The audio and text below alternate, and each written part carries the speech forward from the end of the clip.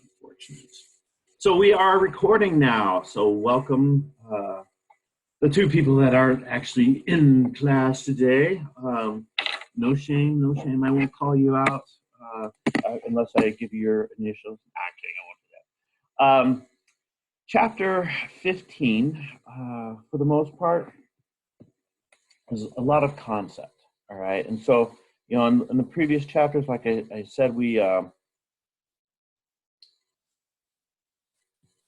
talked about the different ways to finance a business, and in most cases, we really don't get into how, right, to actually, finance our business. We talk about there's two ways to finance a business: debt and equity, and all of that. But we never really go through the process or the discussion of, well, how do you, all right, issue debt, and how do you sell stock? All right, and so hopefully your knowledge base from other classes you're able to draw from. But for the most part, we're going to walk through that process in this chapter. Right? So again, a lot of this, make sure you read this chapter. It's a pretty easy read. Very little calculations, except for really the cost of raising capital. So we'll look at that. All right. And so key concepts and skills: understand the venture capital markets and its role in financing a new business, how securities are sold to the public and the role of investment bankers, and the initial public offerings and the cost of going public. And so, hopefully, you kind of have an understanding. You have an entrepreneur who starts a business, and he takes it to a level that he's making money. He's got a great idea. He's laid a lot of the groundwork, right, for that particular company, right, and now he wants to take it to the next level. He wants to have a presence, and maybe an international or a national presence, and so that's usually the next step. However, I did want to mention something here. Does anybody know who Edward Lowe is? And yeah, I'll wait to see if you can respond. Edward Lowe, anybody? He's the guy that invented Kaler? Yes, he is. Thank you. Have you ever been to his compound? Yeah, it's like a mile down the road from my house. Yes. It's a beautiful estate that he has. Do you know what he does there? Or he's dead, by the way. Do you know what his family does there? His trust. Anybody?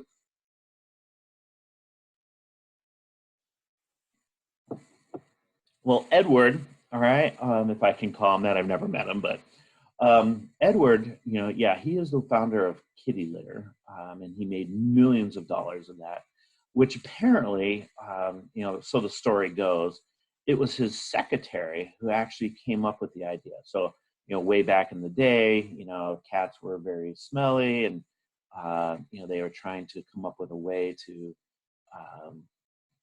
have cats go to the bathroom in one particular place. And apparently she had suggested that, oh yeah, at home we use some dirt and clay, right? And apparently, I don't know, whatever.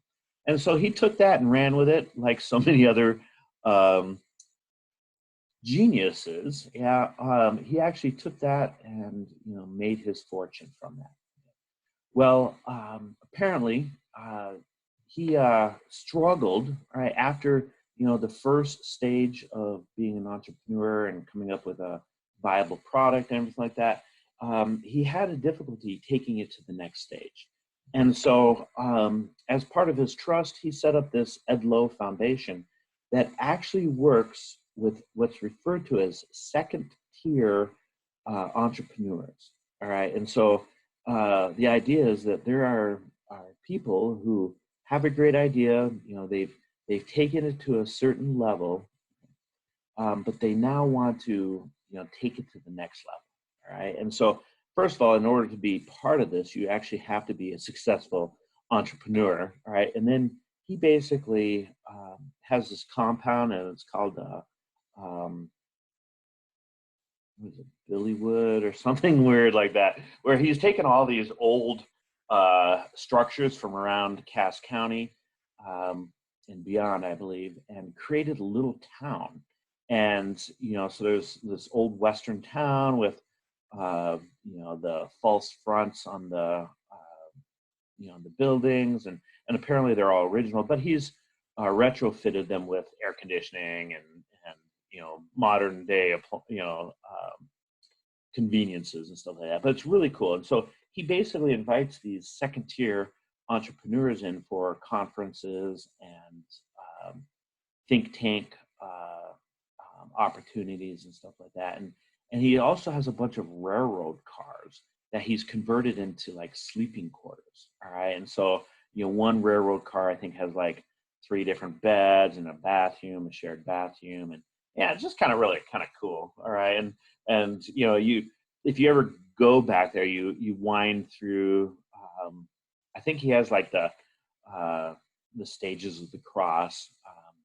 I don't know how many stages there are. I'm not Catholic, but but there's like this, that you could drive through the stages of the cross, and yeah, it's really unique, and I was unaware of it probably for the first 5 years that I lived in Dowagiac and worked at Southwestern Michigan College, and it wasn't until I was invited by the high schools, and this is why I asked if anybody has been there.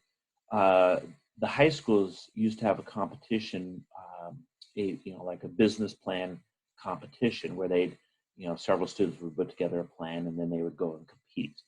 And I was part of that.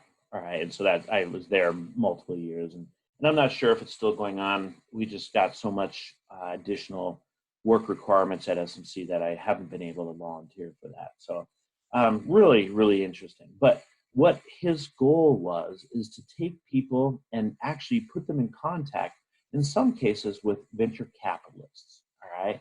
And so a venture capitalist is private financing for new high-risk businesses in exchange for stock or a cut. All right. And so, truthfully, when you think about Shark Tank, all right, and that TV show, that's in essence what is happening here. All right.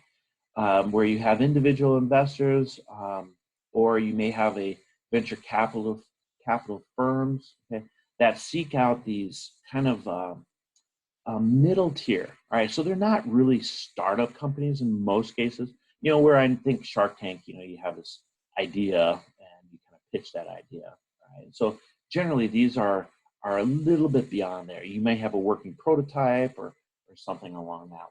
All right. And so to get this money, right, to maybe start production or something like that, you're basically going to a venture capitalist to borrow money. Okay? The ultimate goal, all right, for yourself and the venture capitalist, all right, is to take the company public, all right, because the venture capitalist, if they have shares or ownership of that, they're going to benefit, by being able to resell those shares, right? Because it isn't, they're generally, I should say, the venture capitalists, they don't want ownership, right? They don't want to have a role in management or anything like that. They're just kind of like the silent partner, right, with money, right? They're the ones that have the money. So I got somebody that's asking the chat. Let's see if let's see. Oh, okay, cool. Brianna participated in that program, and Beth's. Okay. All right. Oh, okay. Beth, yeah, just explaining why she's having internet problems because multiple uses of Zoom. Which at 2:00, my daughter also has a meeting with Zoom too for her school. So, whatever. So, venture capitalist stage financing. All right, we'll try to hurry through so that your kids got more bandwidth. All right, but yeah, venture capital stage financing. All right.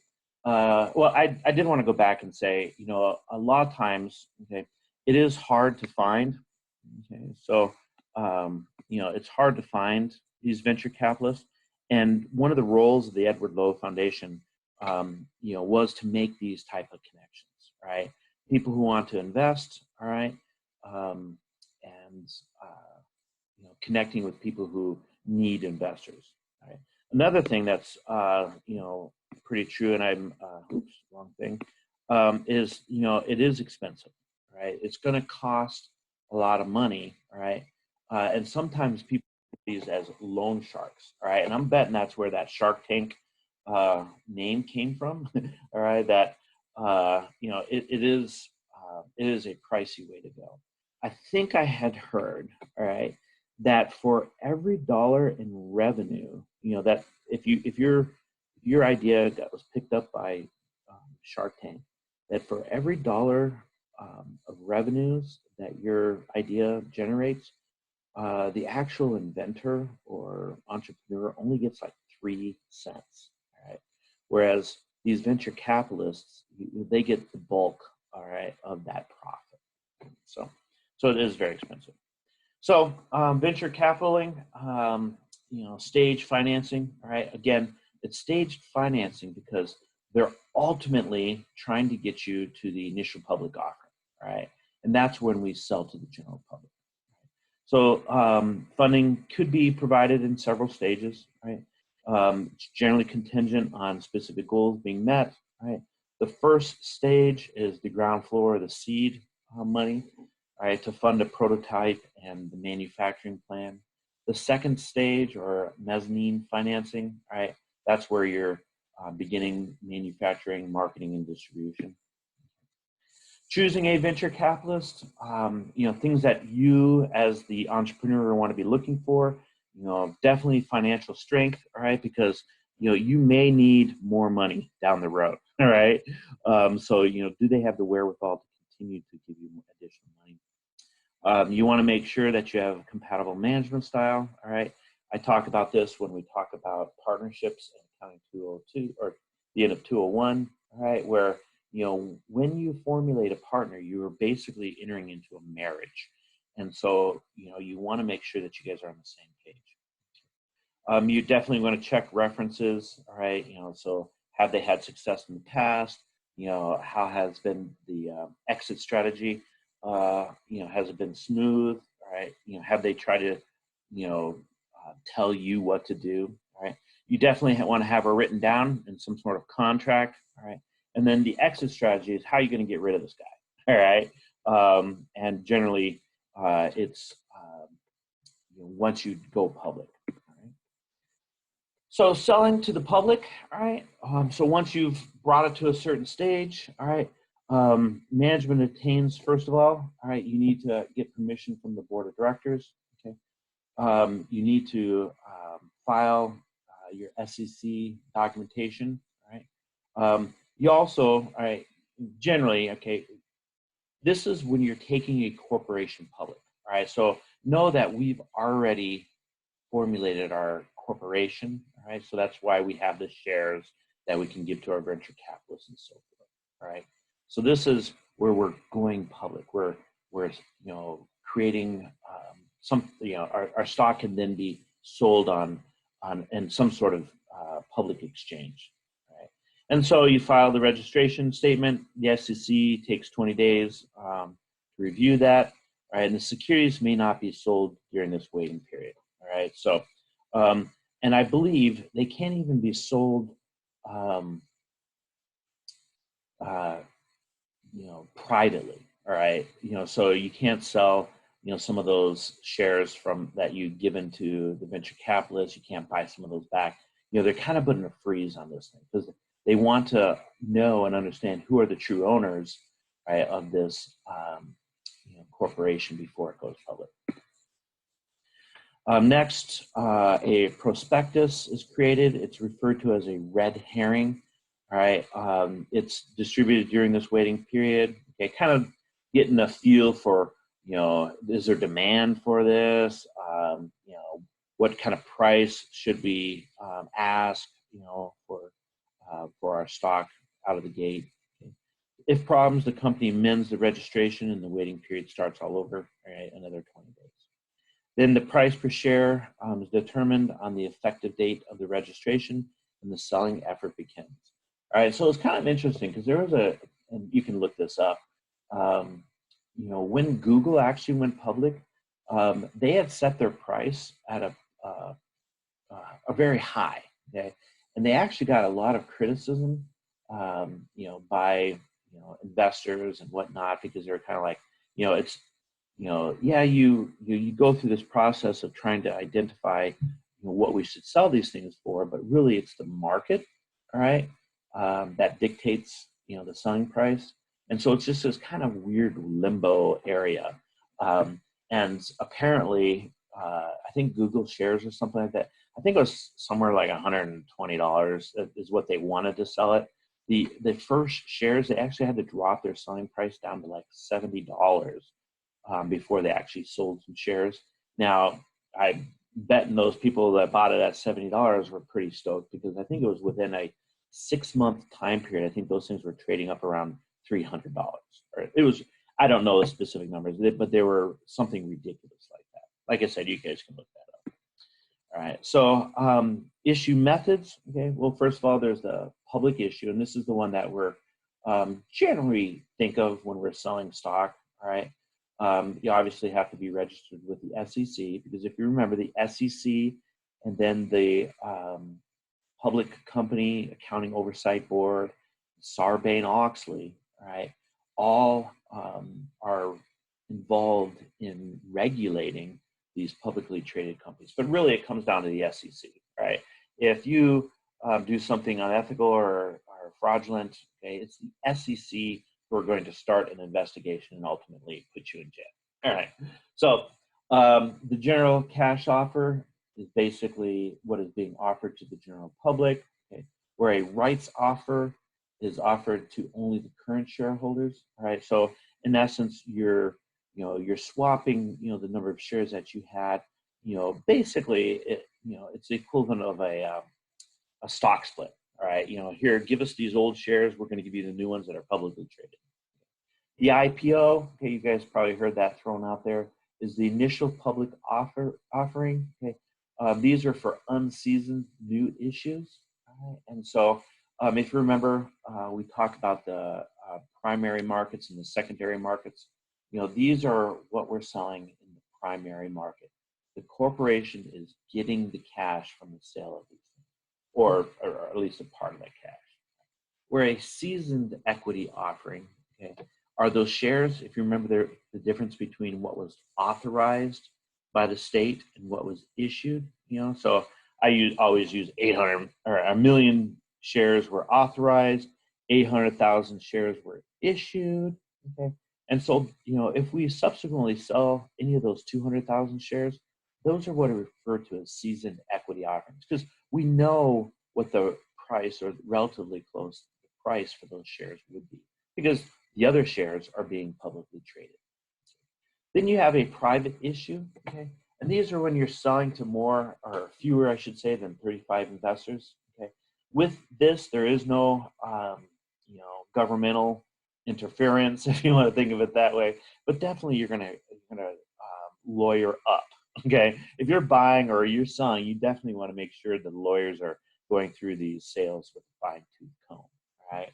I probably shared the story of one of my buddies from New Zealand who him and his wife were traveling around the world. That's how I met him in Hawaii.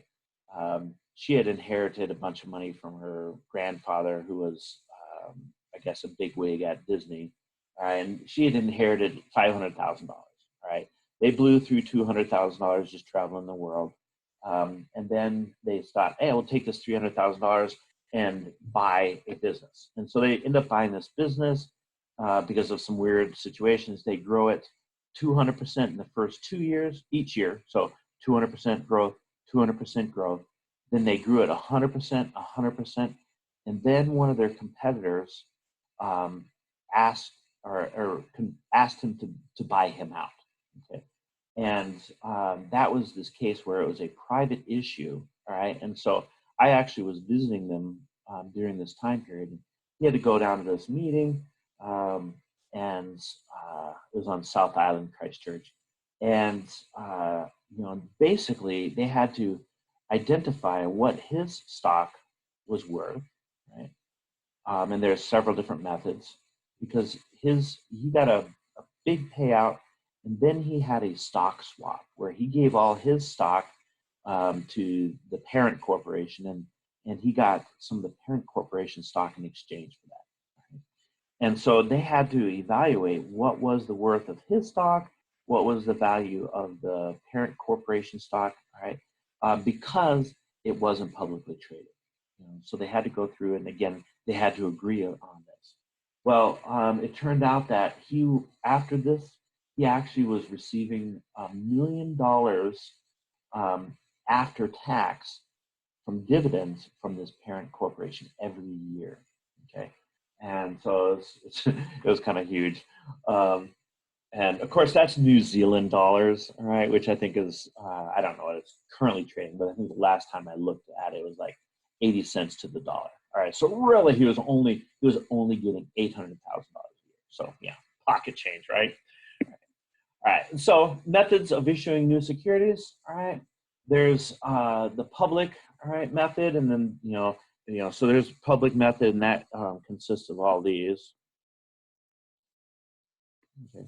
And then there's the private method, all right? And so you can read through all those things, but basically, and we're going to address some of them as we move forward, okay? And so generally, okay, well, not generally, when you do this public offering, you again, there's that word, you use underwriters, all right? So underwriting services, what they do is they formulate the method to issue the securities. They price the securities, they sell the securities, and really they provide price stabilization, right? In the aftermarket, all right? So, if you dump a whole bunch of shares on the market at a given point in time, obviously, when you have a increase in the quantity, demand stays constant, price is going to drop, right? Economics 101, all right? So, you don't want to just dump everything on the market at one point. A syndicate, all right, is basically a group of investment bankers, all right, that market the securities and share the risk associated with selling the issue. Okay?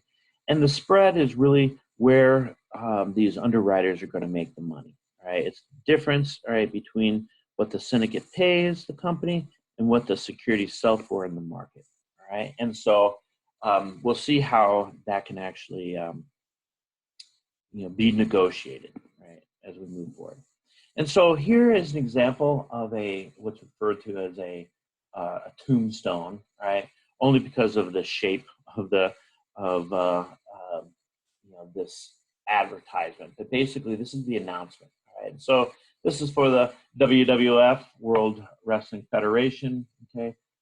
When they were issuing shares, okay, and so they're issuing, right, 11.5 million shares, okay. However, they're only selling, in the U.S., okay, they're only selling 9 million of those here, and the rest are overseas of some sort, okay. But basically, with this tombstone, right, it communicates who the investment bankers are, all right, and they're usually listed alphabetical, all right. So that's why a lot of companies start with an A, all right. But really, it also breaks them up by brackets, and so hopefully you can see, all right, the difference between these ones, okay, where they're large font, okay, and then these ones, all right, where they're smaller font. Okay. Basically, the pecking order, all right, are these are the big boys up here, okay. They have greater prestige. Names are recognizable. Bear Stearns, right? Credit Suisse, right? Merrill Lynch, Wilt Capital. I've heard all those except for Wilt. I don't know. Maybe I know it by a different name, but and then they have a bunch of the smaller ones. Okay, and so really, it's their job, right, to go out and to sell our stuff. And so it has the price, okay, the class, the stock, all right, and whatnot.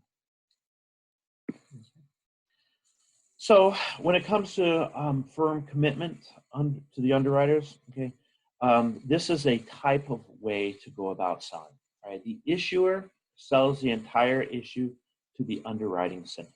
All right, and so you know, they say, hey, we got these, what was it, 11 million shares, whatever. The syndicate, all right, or all the underwriters, they buy up all the shares at a set price generally. Okay, and then the syndicate turns around and resells that to the public. The underwriter makes the money on the spread. Okay, and so you know, maybe they'll pay, you know, I'm making up my numbers, right? You know, we have stock, we think that it's going to sell for $7, and so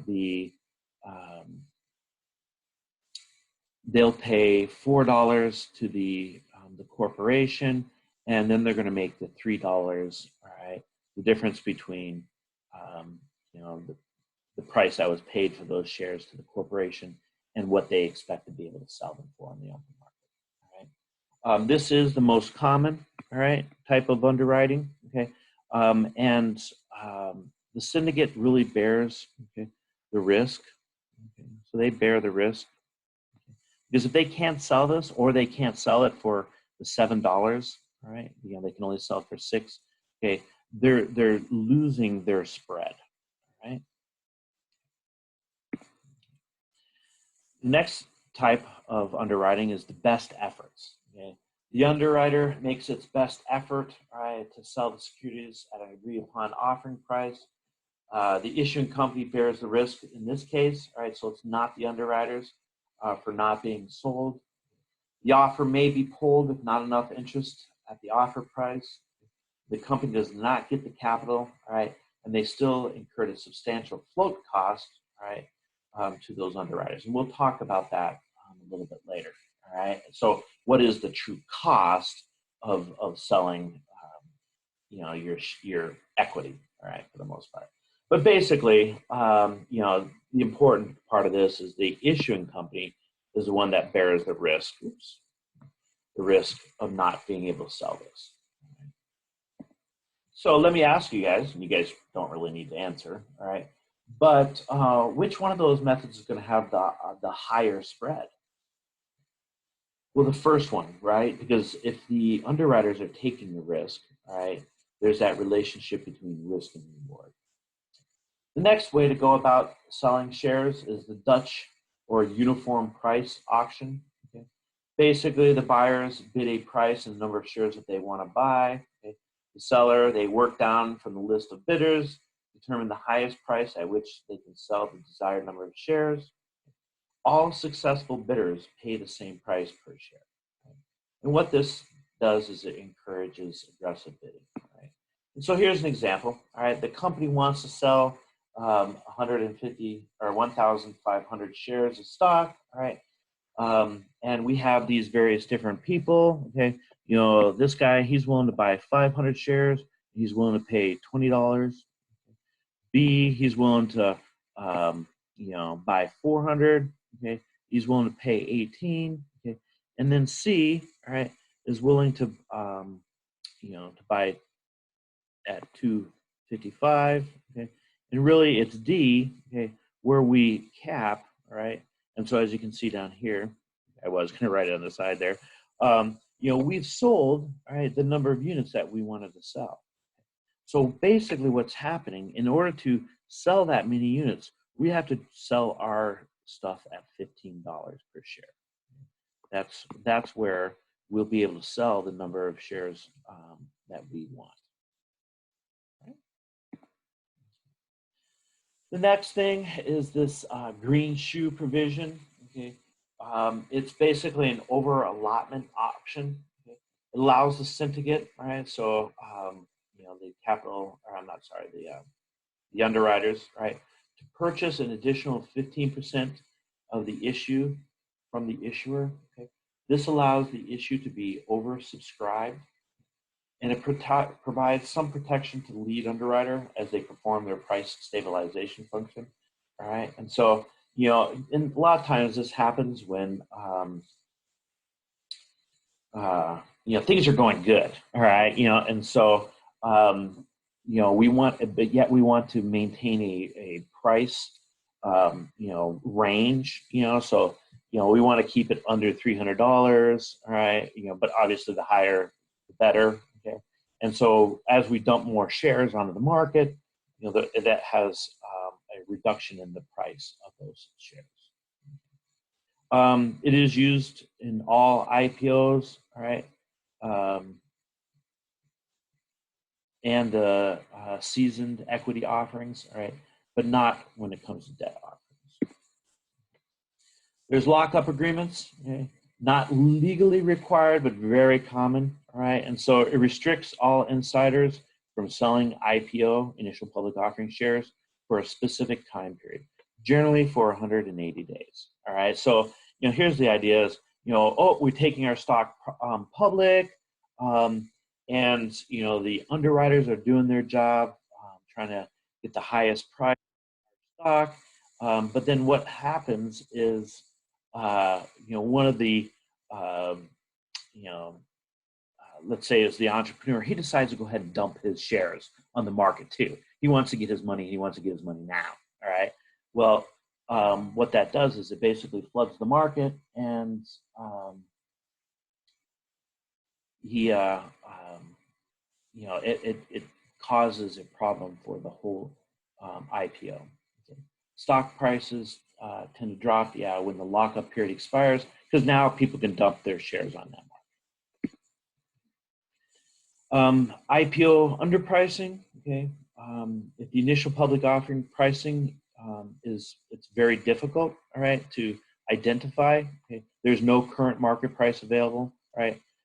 Dutch auctions are designed to eliminate the first day IPO price pop, all right? Whether it's either going up or down, because again, you're dumping a bunch of shares, all right? But if people are waiting in anticipation, all right, we really can't know or be able to establish what the stock should be selling for, all right? And so a lot of times the stock is underpriced, all right, when it comes out there. All right? Underpricing causes the issuer to leave money on the table, all right? So if they sell the first shares, let's say for $100, okay, but within hours, okay, of this initial public offering, that comes up to like $300. Basically, all right, those early shares, okay, they were underpriced. Right? They should have been priced closer to $300, and so that money was left on the table because again, the initial offering or the seasoned offering is really the only time that the corporation is going to get cash, right? When stock is exchanged on the secondary market, right, the corporation isn't getting any of that, are they? And so the degree of underpricing varies over time, all right? And so, we want to eliminate that if we can. All right, and so the partial adjustment phenomenon, right? During the SEC registration, a company will set a file price range, right? Just before the IPO, right? The final price is determined, okay? And the final price can be below, inside, or above, right? That price range. Historically, IPOs with a final price above the file range have been far more underpriced than those with a final price below or inside the range. All right, and so the idea is, hey, when we set the final price, okay, so we thought our stock might sell between 70 and 130. All right, but okay, our stock ends up selling for 200. Well, it's that's above, right, that range that we had set early, okay, during the file price range. Okay. And so if it settles on, I can't remember what I said, 300, did I say 300? All right, let's just say, all right, we set it for between 70 and 130, and it ultimately settled for 300. Okay, well, obviously, there's some shares, okay, that we sold, okay, from that 100, so maybe our final price was 150, okay. We set the 150, but as it grows towards the 300, right, all those shares that we sold for less than 300, we left that money on the table, didn't we? So underwriters want offerings to sell out. Okay, so the underwriters, they want to make sure, because this helps their reputation. All right, and so a lot of times the underwriters are saying, "Hey, no, we want to leave some money on the table because we want to sell those shares." All right, and so underpricing, right, gives an insurance to those underwriters that they're going to be able to sell that, maintaining their reputation, all right, and whatnot. It basically is the winner's curse, because if you do sell everything, you generally are leaving money on the table. Smaller, riskier IPOs underpriced to attract the investors, all right? And so there's various different reasons to underprice your stock. How have recent IPOs performed? All right. There's a link here. I did click on it. It looks like Hoover's has been bought out by Dun & Bradstreet. All right. I didn't follow that through, but I do believe that they offer you a free trial version. All right. It used to be free back when I had set this up. All right. But now I think you do have to pay. But basically, it's a website that allows you to see stuff that's coming out, initial public offerings, getting an idea, all right, and that's what the calendar tells you. Hey, we have this company is scheduled to come out on this particular day, all right, and it also looks at their performance. Okay, so after the fact, how have they performed after that? Okay. Seasoned equity offerings. Again, these ones are those ones that were not in the initial public, all right, that we held back, right? They're not treasury stock, but it's the difference between what was authorized and initially issued. So if the corporation starts to sell these, all right, it kind of communicates several things, all right? It could say that the equity is overvalued, all right? So if you think about this, if you're the CEO or the board of directors, right, of a corporation, right, and your stock is currently trading out there in the market for $500 a share, and you're like, man, I don't know why it's selling for $500 a share. We should take advantage of this, all right? And so they sell some of those shares, okay, that haven't been sold, okay, to take advantage of that high price.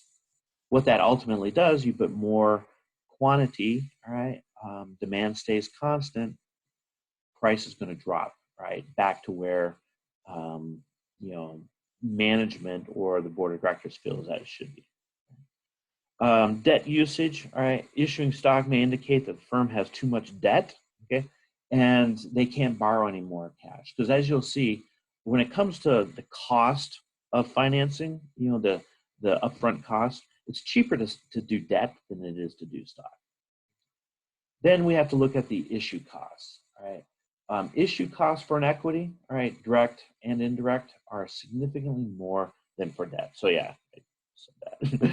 All right. So the cost of issuing, all right, well, first of all, there's the spread. Okay, we've identified that. Okay. There are other direct expenses, all right.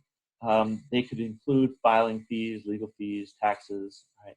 Then there's indirect expenses, all right, and so those are the two categories. These costs are not recorded on the prospectus and include the cost of management time spent working on the new issue.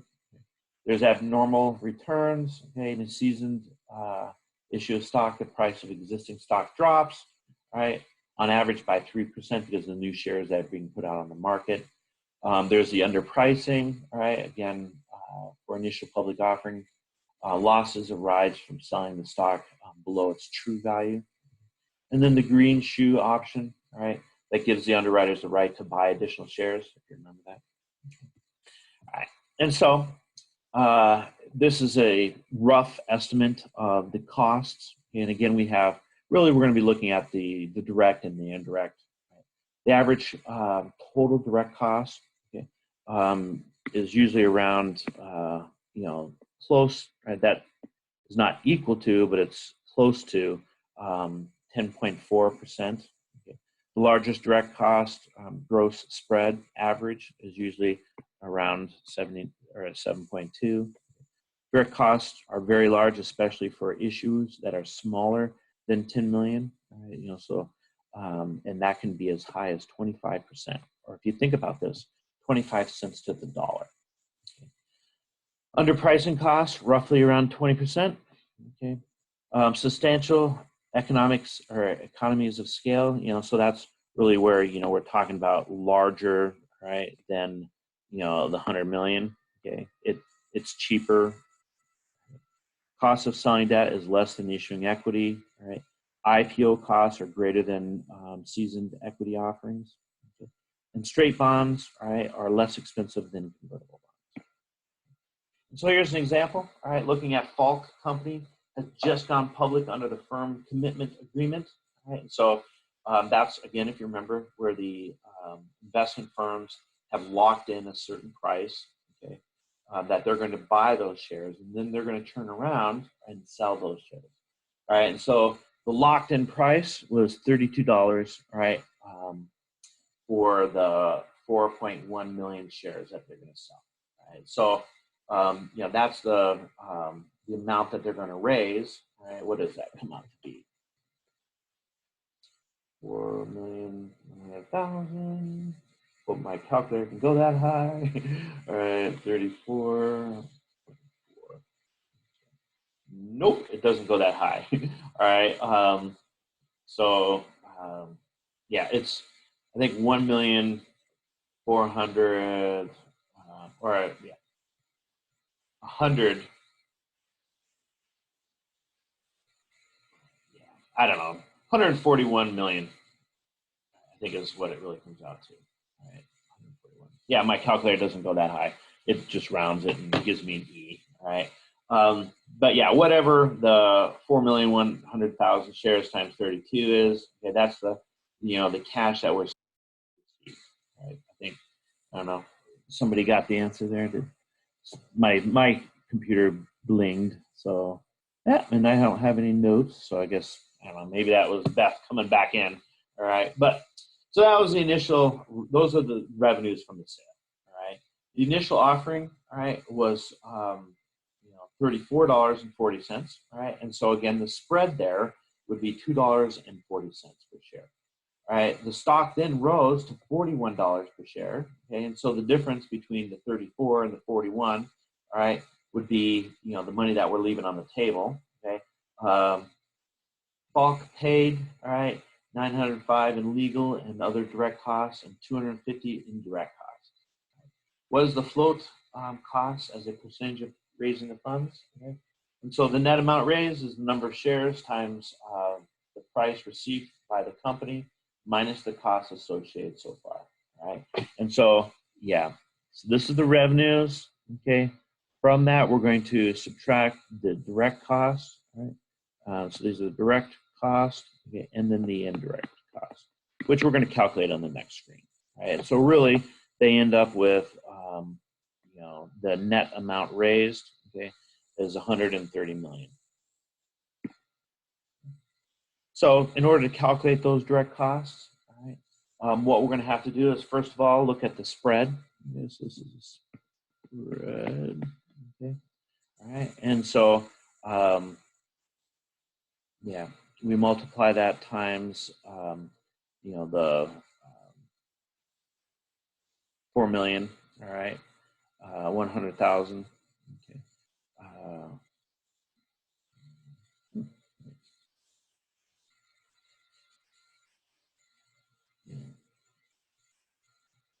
So yeah, that comes out to be 10,745,000. Okay, we are given part of the indirect cost, but the underpricing is another indirect cost, right? And so, they're really looking here, okay, at the 27. All right, so they gave us, this was just given to us, all right, given. And so we have the direct cost, all right, the indirect cost, all right. And so we add those up, all right, we end up with the total cost, all right, for generating that 130 million, and we end up with the 29%. Right? So 29 cents to the dollar, so almost 30 cents that it cost us, to sell our stock.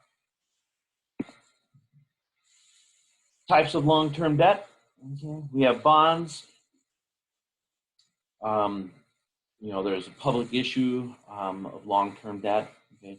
And then there's the private issue, okay, which sometimes you can sell your bonds directly to an investment firm, right?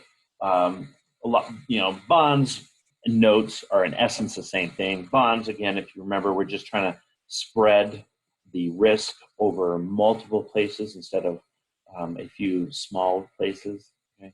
And so private issue bonds, all right, term loans, direct business loans from commercial banks, issuing companies, etc.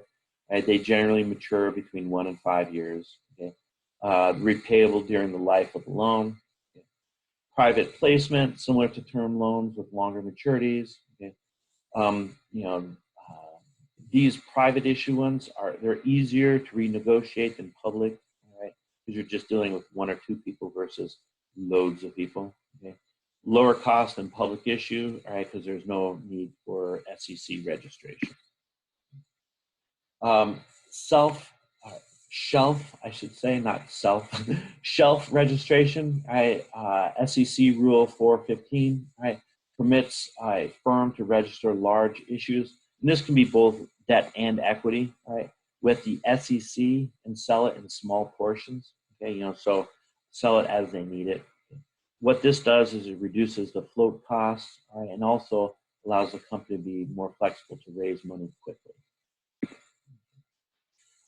Requirements, however, the company must be rated as investment grade. All right, so if you remember, above BAA or BAA, cannot have defaulted on debt within the last 3 years. It has to have a market value of the stock greater than 150 million, and they can't have had any violations of the Securities Act in the preceding 3 years.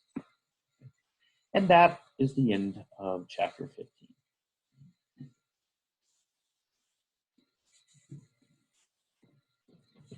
Okay. So does anybody have any questions from Chapter 15? Let me stop sharing. I think I stopped sharing.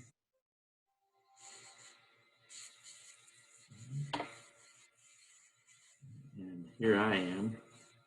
Hello. I gotta save changes. All right. So any questions from Chapter 15? So I think how it works, 15 is not due for 2 weeks. All right, so I'll go check that and make sure. Write myself a note.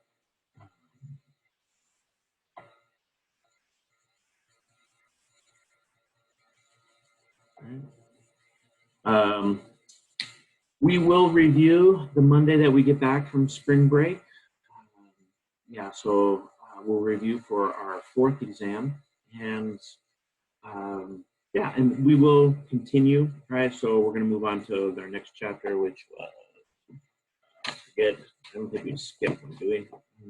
We bounce around here at the end, right? So yeah, we do chapter 18, right? So we'll do 18 on the 13th, and then we'll also review for the exam, which is on the 20th, and we will be covering the short-term financial planning, working capital.